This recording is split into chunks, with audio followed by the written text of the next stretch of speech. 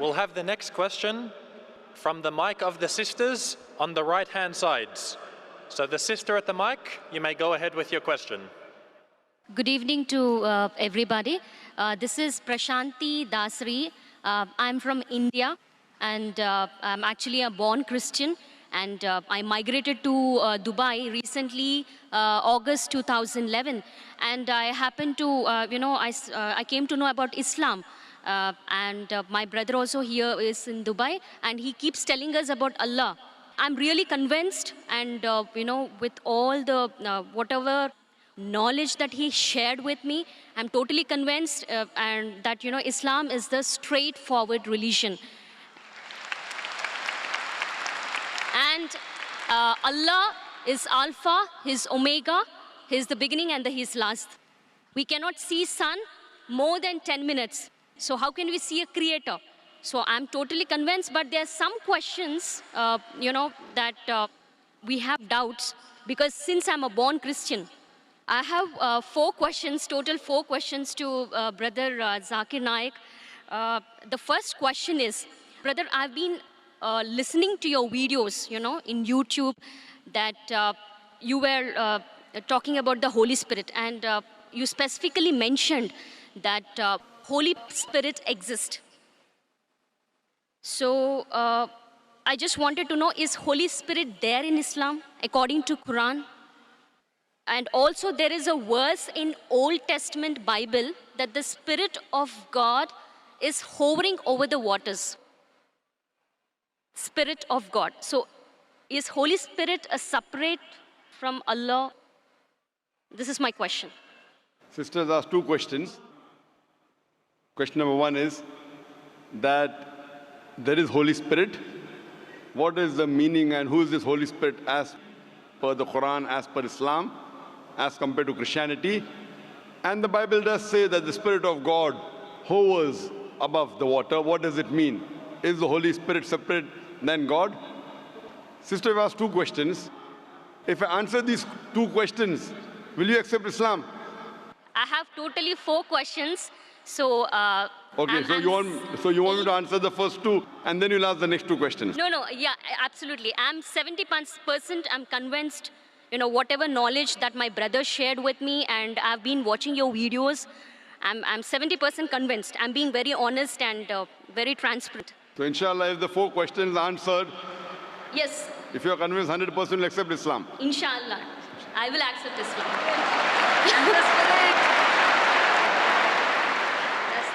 The sister asked 2 questions, and after she'll ask the other 2 questions. That the Bible does mention about Holy Spirit.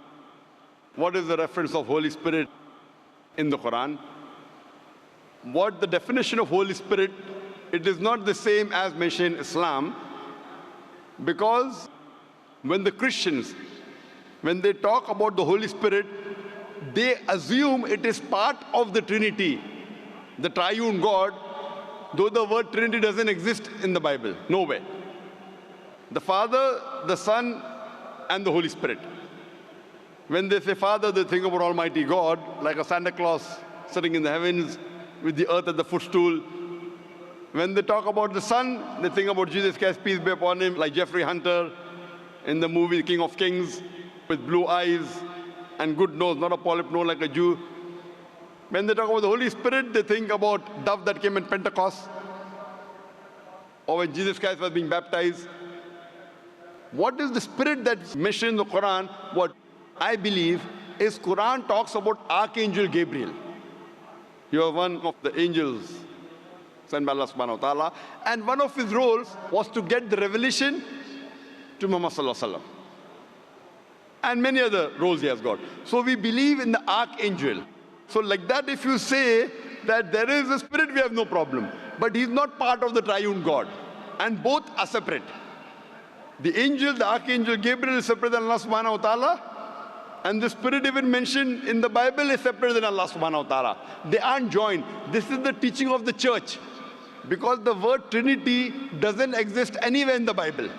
But if you read the Quran, the Trinity is mentioned twice in the Quran. In Surah Nisa, chapter number 4, verse number 171, where it says, وَلَا تَقُولُوا ثَلَاثَةً. Don't say Trinity. إِن تَوْ خَيْرٌ لَكُمْ. This says stop, it's better for you. So Quran says, "Wala taqulu salasa," don't say Trinity. And the same message is repeated in Surah Ma'idah, chapter number 5, verse number 73. It says, "Laqad kafara allazina qalu," they are doing kufr, those who say that God is three in one. So the word Trinity appears in the Quran twice, and both the places it says it is wrong to use the word Trinity. And in the Quran, it is mentioned that don't say Trinity, but the word Trinity doesn't exist in the Bible.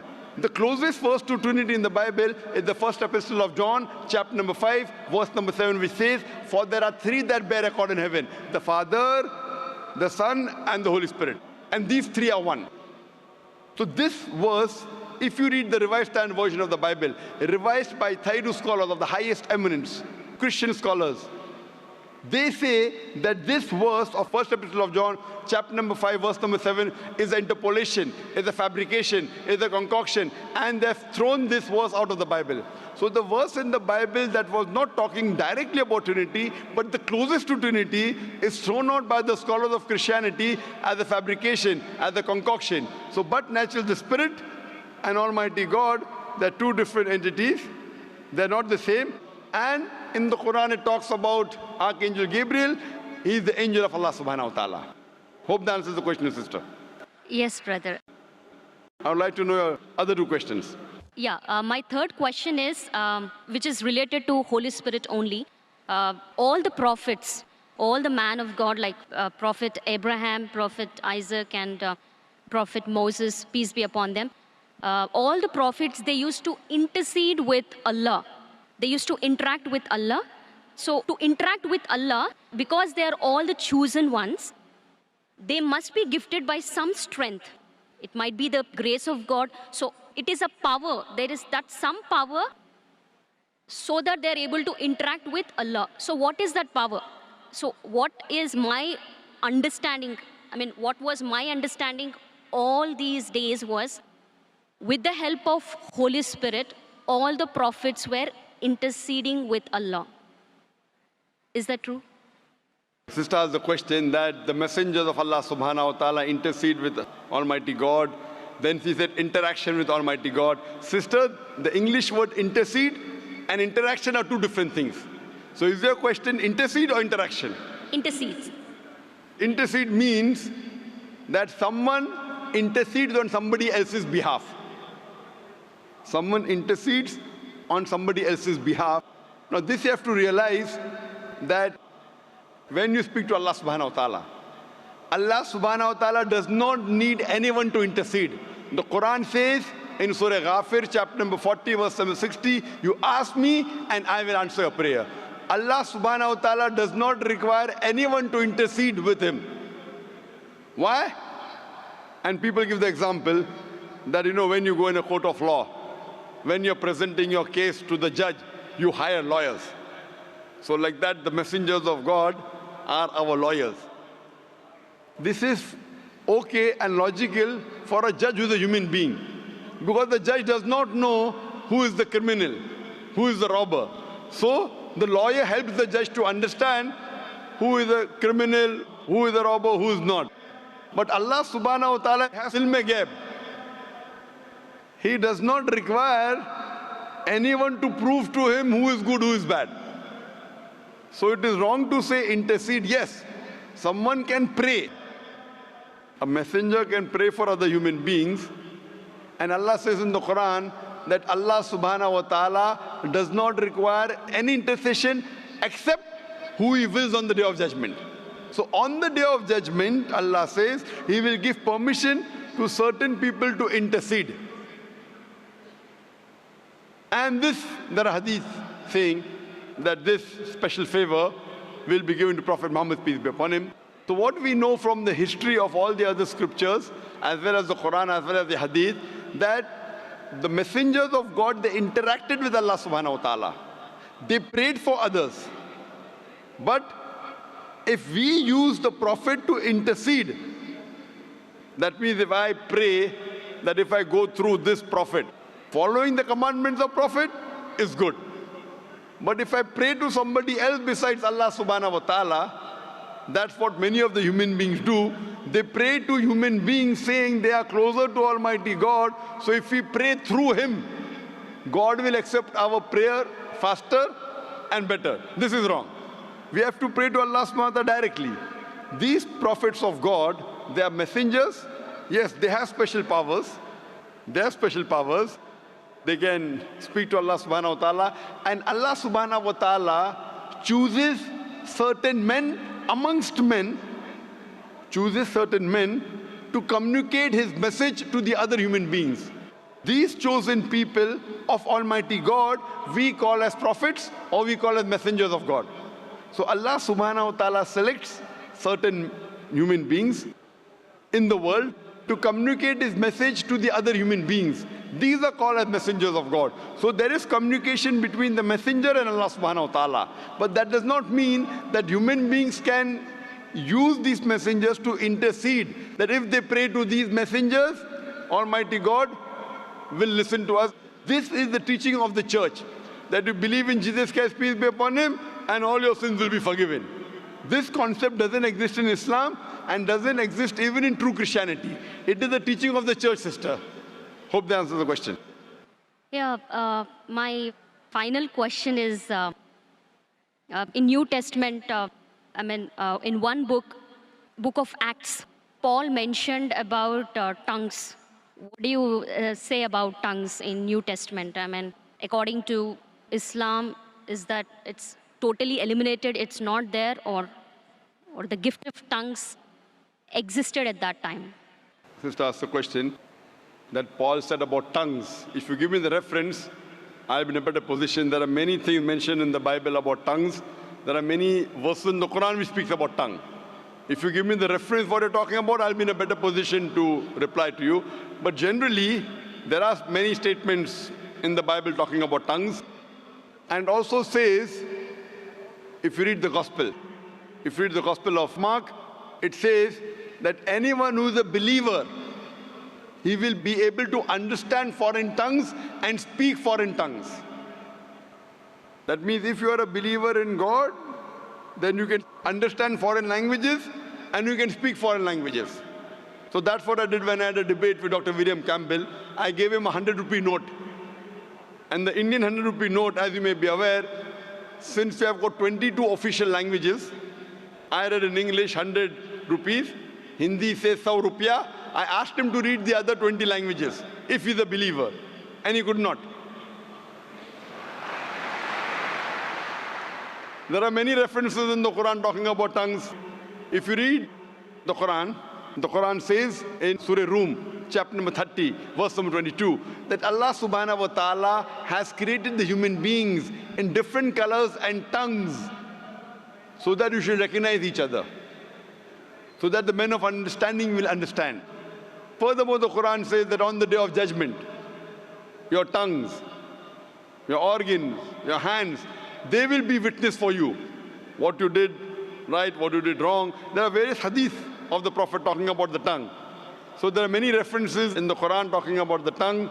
There are many references in the Bible that talk about tongue and how to test a believer. Hope that answers the question, sister. Thank you. And my final question. Okay, I have a Muslim friend and he suggested me to read Bible Old Testament. Okay, he specifically mentioned to go through the Old Testament in Bible, and then he said read Quran. But as you mentioned specifically, that Quran is the final revelation given by Allah. So as a Muslim, what do you suggest me? Because my friend, being a Muslim, he said, follow Bible, Old Testament, and then read Quran. So, sister asked the question, one of her friends told her that first read the Old Testament, then read the Quran. Sister, it's not the must. If there is something like the Old Testament and the New Testament, then there's something like the last testament, the Quran. So when the Christians say Old and New Testament, this is the last and final testament of Allah subhanahu wa ta'ala. Now, I am asking you the question. Suppose you have different versions and editions of a book. For example, you have gone to a medical college.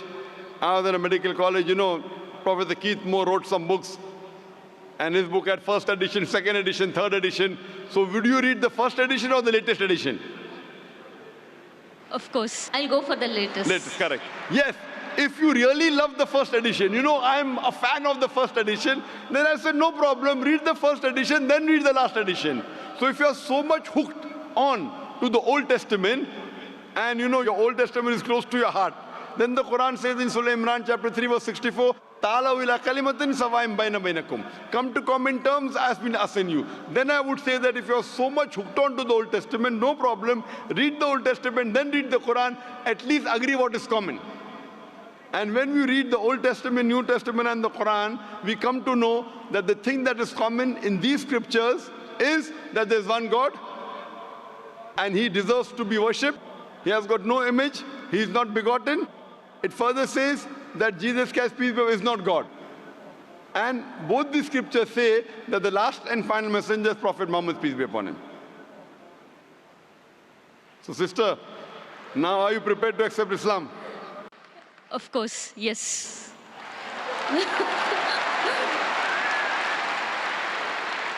Sister, do you believe that there's one God? Yes, I believe there is only one God. Do you believe that Jesus is not God but is a messenger of God? Yes, I believe Jesus is a messenger. Do you believe Prophet Muhammad is the last and final messenger? Yes, I believe Prophet Muhammad is the last and the final messenger. Sister, is there anyone forcing you to accept Islam? Sorry? Is there anyone forcing you to accept Islam? No, nobody is forcing me. Are you accepting out of your free will? Yes. Because in Islam, to force anyone to accept Islam is haram. It's haram in the religion, and it's haram, it's prohibited in most of the countries, I believe even in Dubai. To force anyone to accept a religion is forbidden. So you're accepting out of free will, sister. Yes, but that is the reason I asked you many questions. MashaAllah. Out of free will. I hope no one is bribing you. No. You know, because in India, when after many people accept Islam, the CID, the police go there and ask, how much dollars Dr. Zakir Naik give you? I tell them I have given them currency of the Akhirah. Currency of the Akhirah, and that's accepted. So inshallah, sister, I will say in Arabic and you can repeat it. Okay. Ashhadu Ashhadu Allah Allah ilaha ilaha illallah illallah wa ashhadu wa ashhadu anna anna Muhammadan Muhammadan abduhu abduhu wa rasuluhu. wa rasuluhu. I bear witness I bear witness that that there is no God there is no God but Allah, but Allah, and I bear witness and I bear witness that that Prophet Muhammad Prophet Muhammad is the messenger is the messenger and servant of Allah. and servant of Allah. MashaAllah, sister, you're a Muslim.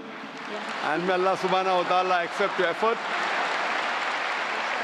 And I pray to Allah subhanahu wa ta'ala that to guide you further and inshallah give you the best in this world as well as the akhirah and grant you a place in paradise, inshallah, sister.